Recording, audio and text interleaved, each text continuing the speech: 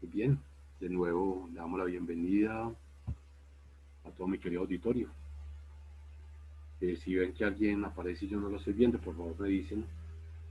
O si alguien es que no lo WhatsApp, en ese momento que se carga mi celular, entonces por favor, atención de esas bellas imágenes que están compartiendo en pantalla.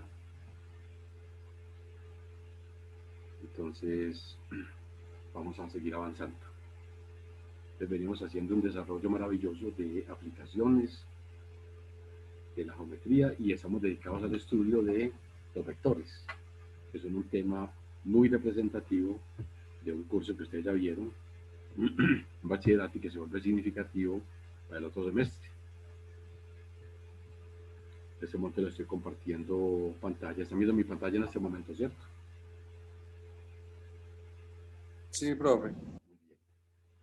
Me salgo un segundito nomás a mirar. Listo, perfecto. Está la grabación perfecta.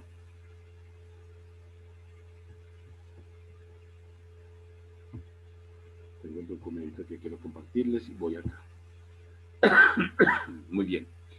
Vamos a hablar ahorita de lo que yo hago normalmente en un curso de geometría. Mis cursos de geometrías, pienso que son más prácticos que existen en las universidades, en la Facultad de Ingeniería, quizá del mundo. La mayoría de los cursos de geometría los hacen completamente teóricos, usando mucho el tema de demostración, que me parece muy importante, porque desarrolla mucho la capacidad mental. Yo a cambio combino la parte mental, la parte conceptual, la parte instrumental y la lógica formal. Me gusta mucho que ustedes van a un mundo de la ingeniería muy prácticos. Yo también contribuyo a esa practicidad y a esa experiencia que van a ir tomando, manejando instrumentos, haciendo construcciones, ayudándonos mucho de la parte conceptual y de vez en cuando de las demostraciones.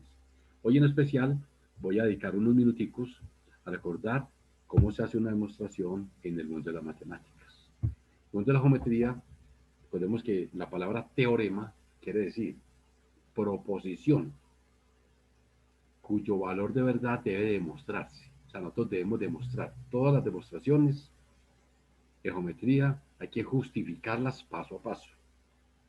¿Qué es un proceso de trabajo? Entonces les lo remito acá, despaciecito. Vamos a demostrar que dos ángulos opuestos por el vértice son congruentes. Ahí vemos la demostración, vamos a ver todo. Primero les recuerdo que cualquier ejercicio de demostración requiere tres pasos fundamentales, que son la hipótesis, la tesis y el cuerpo en sí de la demostración. Me permito lo que le escribí, dice, todo teorema es una proposición que debe demostrarse. ¿Apoyados en dónde? En axiomas, postulados, teoremas ya demostrados. Eso requiere el manejo de la lógica proposicional y en especial de tres pasos básicos. Primero, lo subrayo, la hipótesis es el lugar donde usted coloca construcciones, datos del problema, todo lo que usted sepa. Le dice, por ejemplo, que es un triángulo, entonces yo dibujo un triángulo. Que es un cuadrilátero, lo dibujo. Me dice que las diagonales se cortan perpendicularmente, entonces dibujo. O sea, todo lo que le sea construcción, háganlo. ¿Qué es la tesis? Es la parte más delicada. Es la parte donde yo escribo lo que tengo que demostrar. Por ejemplo, me dicen, demostrar que son congruentes. Entonces, vamos a ver el símbolo de congruencia que son dos, el símbolo de igual y encima una virgulilla. De que la virgulilla es ese símbolo que aparece en la palabra año, en la palabra piña, en la palabra ñolanda, que es el término virgulilla que casi nadie lo maneja. Ese simbolito que hay ahí debemos anexarlo. Y la palabra demostración es justamente el cuerpo donde yo voy justificando cada uno de los pasos para esto. Entonces, primero miremos la hipótesis. ¿Qué es la hipótesis de este ejercicio? Pues miremoslo. Nos dice que tenemos ángulos opuestos por el vértice. ¿Quiénes son los opuestos por el vértice? Miren la figura, el ángulo beta y el ángulo psi. Mire que si yo prolongo los lados del ángulo beta, me da el ángulo psi y viceversa. Si prolongo los lados del ángulo psi, me da el ángulo beta. Y tengo al lado un ángulo alfa que es el suplemento de B puesto el suplemento de sí. Suplemento quiere decir dos ángulos cuya suma sea 180 grados. Si miran la figura, observen que los ángulos beta y alfa son adyacentes. Y adyacente quiere decir consecutivos y suplementarios. Si miro por el lado de adelante, del otro lado tengo el ángulo psi y el ángulo alfa, que también son adyacentes.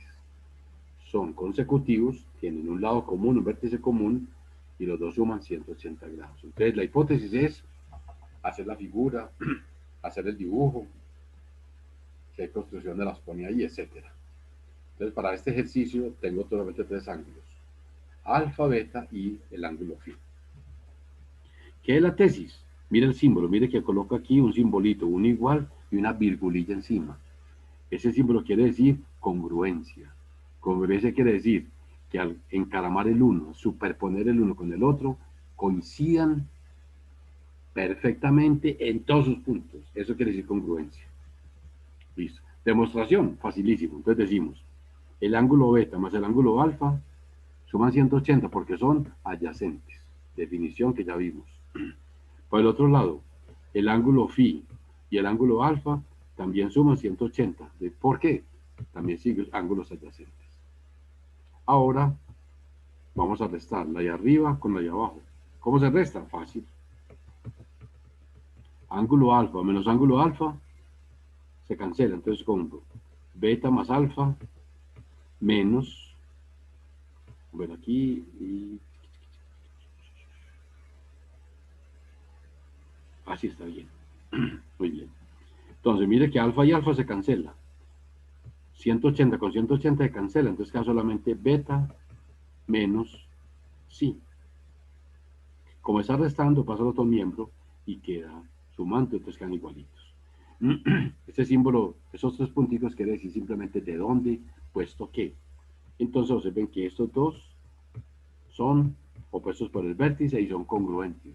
O sea que si yo doblo la figura, el ángulo B cabe exactamente en el ángulo phi sin ningún problema. Entonces toda demostración o geometría requiere tres pasos. Lo repito: hipótesis, tesis y lo que hicimos ahí, que fue la demostración. Básicamente es eso. Hay un ejercicio ahí para los que quieran trabajarlo. Y finalmente vamos a entrar en el concepto de qué son polígonos. O sea, ya vamos entrando a la fundamentación del curso. Esa figurita no entiendo por qué se corrió de acá. Bueno, pues revisaré. Entonces, ¿qué es un polígono? Esa palabra ha sido muy común. Mire que hay lugares de tiro donde la gente habla que vamos a hacer polígono. Entonces, a usted le gusta jugar a dispararse con balas de goma, balas de pintura, etcétera. Espero que no jueguen con balas de verdad, ni con pistolas Tases, las que son capaces de producir pequeñas electrocuciones, que obviamente que la mayoría de veces no matan, pero pueden ser peligrosos porque si se aplica una dosis muy fuerte, como hizo la policía hace poquitico en algún lugar de Colombia, le aplicaron a un paciente dos dosis, o sea, dos tiros con una Taser, y en la caída se golpeó la cabeza y el tipo se mató. La gente lo utiliza solo para venderse a los ladrones, pero uno no siempre sabe dónde está el ladrón, pues uno puede ir por la calle y se va a atracar. No, no es fácil, pues. Es un concepto, digamos, un objetivo complejo. Dejémoslo ahí. Bien. ¿Qué es un polígono? Entonces, alguien que nos quiera colaborar con la lecturita de ese primer párrafo. ¿Quién nos quiere colaborar?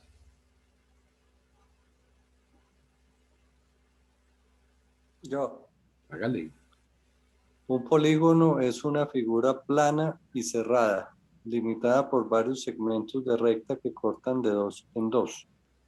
Una primera clasificación de los polígonos se hace denombrándolos de acuerdo al número de lados que posee: triángulo, cuadrilátero, pentágono. Despacio. En ese orden. No, pon un segundito ahí, pon un segundito. Entonces, mire, ¿qué es un polígono? No, que todo figuras planas. Aquí no. Si yo tengo una finca, mire que tengo un problema. En las fincas yo no puedo pretender que mi finca sea plana. Ni siquiera de Milandia. Tiene partes donde hay huecos, donde hay depresiones, elevaciones, normal. Pero yo sí que puedo hacer. puedo dividir la finca en muchos polígonos que algunos pedazos sean planos. Cuando ahí me dicen, mira el área de esta finca, entonces yo lo primero que hago es partirla. Si puedo en rectángulo, muy bueno, porque el rectángulo no es fácil de medir. Pero me quedan pedacitos que tengo que utilizar, por ejemplo, como triángulos o como trapecios, etcétera. Existen muchas fórmulas. Vamos a mirar luego una fórmula que se llama la fórmula de Hierón, que se utiliza en muchos sistemas de información geográfica para medir áreas. Y coinciden perfectamente con la delimitación tomada desde una fotografía, desde el espacio. Triángulo, no me lo dice, triángulo, 3 lados. Debería llamarse trilátero. Sin embargo, se quedó triángulo y nunca pasó de ahí. Cuadrilátero, mire, 4 lados, segmentos que se cortan de 2 en 2. Lo que está dentro es ese plano que se llama cuadrilátero.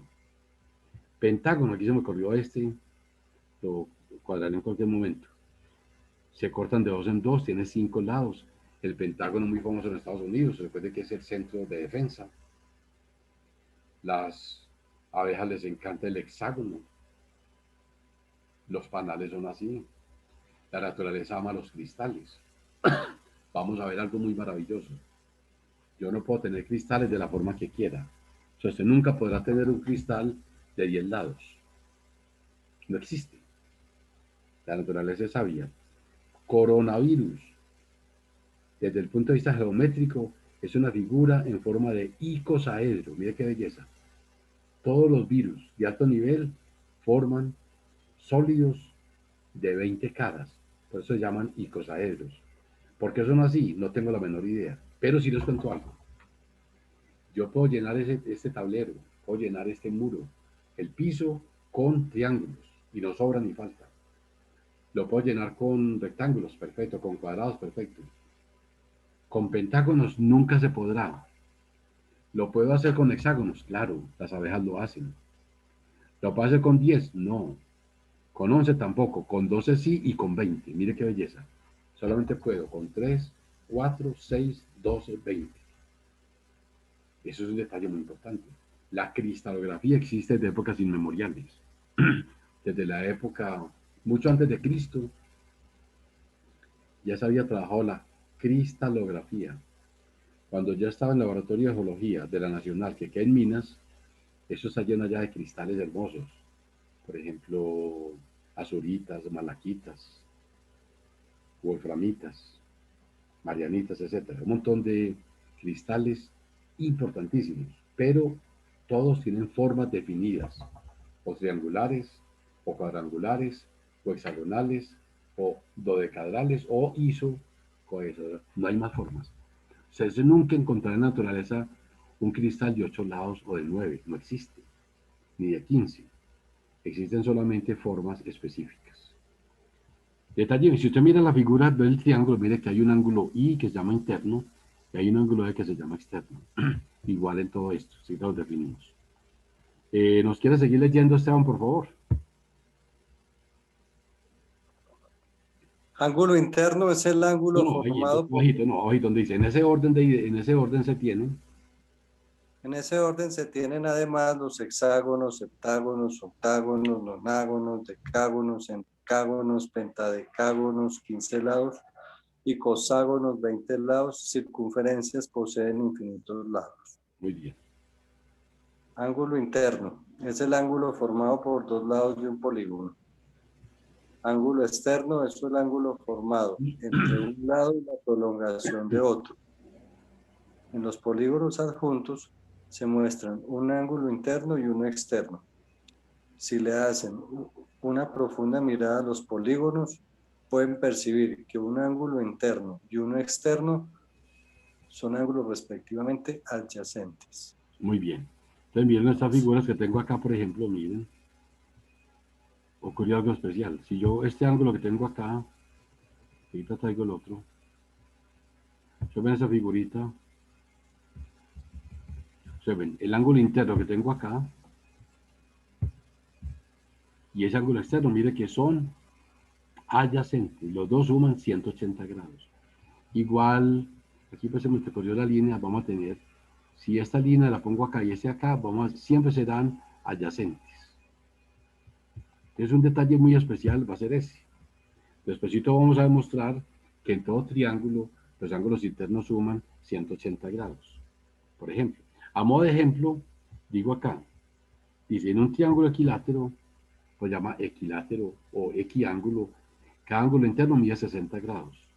Por lo tanto, cada ángulo de afuera, ¿cuánto mide? Si son adyacentes, van a sumar entre los dos 180. Entonces 180 menos 60 nos va a dar 120. Porque son ángulos adyacentes. Vamos a subrayar ese pedacito. Ángulos adyacentes quiere decir que el uno está al lado del otro. Siempre va a ocurrir eso en un polígono. Ejemplo 2. En un pentadecágono. Pues de pentadecágono quiere decir, no, aquí no es pentadecágono, no. Este es un pentágono. O sea, de los de la NASA, normal, de los de Estados Unidos. Mide 108. ¿Cuánto mide el ángulo externo? Entonces lo mismo. Interno y externo son suplementarios. Interno y externo son adyacentes, o sea, consecutivos y suplementarios. Si el uno mide 108, le preguntamos, ¿cuánto le falta a 108 para ser igual a 180? La respuesta es 72 grados. Y por último, definimos la palabra diagonal. ¿Qué es una diagonal? Una diagonal, vamos a verlo otra vez acá, es un segmento de recta que une vértices no consecutivos. En un triángulo, pues todo está pegado. Pero pongamos aquí en este cuadrilátero, puedo trazar una diagonal acá y otra diagonal acá. Marcaría dos. En un pentágono puedo marcar 1, 2, 3, 4 y 5. En un pentágono se pueden trazar 5 diagonales. Y hay una formulita que vieron en el bachillerato, la voy a socializar acá. Dice diagonal es el segmento de recta que une dos vértices no consecutivos. Y hay una formulita que tengo en amarillo que dice el número de diagonales de un polígono se puede calcular por esa formulita. N, que es el número de lados, por n menos 3 sobre 2. Por ejemplo, en un triángulo, ¿por qué no hay diagonales? Porque 3 menos 3 da 0 y 3 por 0 da 0. Entonces un triángulo es el único polígono que no tiene diagonales. El triángulo es la figura perfecta para hacer cerchas. Todos los techos del mundo se hacen con cerchas. Los puentes militares son con cerchas, formaciones triangulares. Miren el techo de la finca, el techo del Politécnico, el techo del estadio, está hecho con un montón de triángulos. Entonces, mira, detenidamente son puros, esas cerchas son triangulares. Cogamos ahora un pentágono. El pentágono tiene 5 lados. Te reemplazo 5 por 5 menos 3 sobre 2. 5 menos 3 da 2. 5 por 2, 10 sobre 2, 5. Entonces en un pentágono hay 5 diagonales. Coloco un último ejemplo. En un octágono, o sea, n igual a 8, te reemplazo. La bienvenida a otro compañero será 8 por 8 menos 3 sobre 2. 8 menos 3 da 5. 8 por 5, 40 sobre 2, nos da 20. Y el que quiera hacer el dibujito y lo comprueba.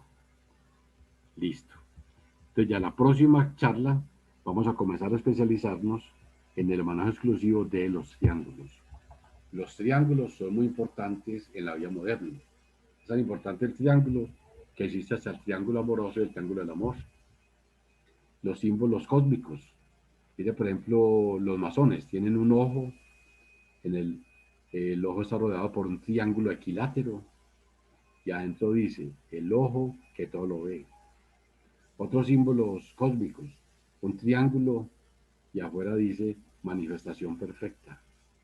El triángulo tiene una característica, es un polígono indeformable. Por eso todas las cerchas son triangulares. Miren que eso no es gratuito. Busquen techos, busquen grandes construcciones y se van a dar cuenta que aparecen las cerchas como elemento fundamental. Fundamental. Entonces dice acá, nos puede colaborar con el otro parrafito, solamente el siguiente párrafo, Esteban, por favor, donde dice triángulo. Listo, profe. Triángulo. Es el polígono de menor número de lados. Es un símbolo sagrado de algunas organizaciones o sectas que representa la manifestación perfecta.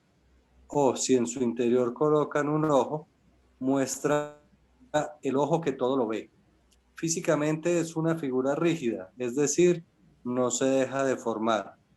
Todas las cerchas son estructuras mecánicas de alta rigidez y difícil de formación que soportan techumbres o puentes militares y en ellas se reflejan de manera maravillosa los triángulos. Muy bien, muchas gracias. Observe que el triángulo es una figura de gran utilización. De hecho, cuando se estaba con celulares y la policía está buscando a la fiscalía, ¿de dónde están llamando? Se utiliza la triangulación. Entonces, triangular es muy importante. Para medir fincas, puedo triangular. O sea, hay partes donde ya no soy capaz de coger un polígono más sencillo que el triángulo. ¿Por qué? Porque es que el área del triángulo es muy fácil. El área de un triángulo es simplemente base por altura sobre 2. Es que eso es muy cómodo. Entonces yo cojo un terreno. Ahí me dicen, ¿mide esa finca? No puedo medir la mía. Entonces simplemente puedo hacer con lazos un pedazo grande que me dé un rectángulo y mido largo por ancho y ya tengo la primera área. Pero hay pedazos que están cerquita a la quebrada o otra parte donde la figura ya es completamente anormal. Digo, esto no se parece a ninguna figura que yo conozca. Entonces hago la fácil. ¿Cuál es la fácil? Partirlo en triángulos. Y en cualquier triángulo es base por altura sobre 2. Entonces con eso voy llenando los espacios que no soy capaz. Existen métodos, los que vean cálculo, cuando yo cojo un área que está abajo de una curva, yo puedo coger cuadritos de papel milimetrado y voy sumando, y eso me da el área precisa. Si yo lograra hacer la integral de esa figura entre los límites que me dan, da exactamente el número de cuadritos que cogí. Entonces, mire que muy interesante, es la forma práctica. Entonces, es muy importante que este curso no sea solamente teoría. Para mí este curso es muy importante porque es un curso que nos permite manejar experiencias significativas que sean bien útiles como ingeniero. ¿Por qué? Porque ustedes van a sembrar. Les va a tocar algún día, no que ustedes lo hagan, pero van a dirigir el proceso. Queremos sembrar alguna palma de coco. Listo, entonces usted dice, bueno, esas palmas de coco hay que sembrarlas por decir, cada 5 metros una, y la otra se puede hacer triangular o tiene que ser cuadrangular. Entonces, ¿cuántas necesito? Entonces usted hace su proyección geométrica y empieza a trabajar con eso. Mire que esto está lento. Desde ahorita, necesito mi finca está escasa de agua. Por ejemplo, el caso de los egipcios. Los egipcios tienen el Nilo que se crece una vez al año. Entonces, los antiguos que hacían, cada que pasaba un día ponían una estaca. Cuando estaban 360 estacas, el Nilo se crecía. Claro, ya se veía cerca la creciente.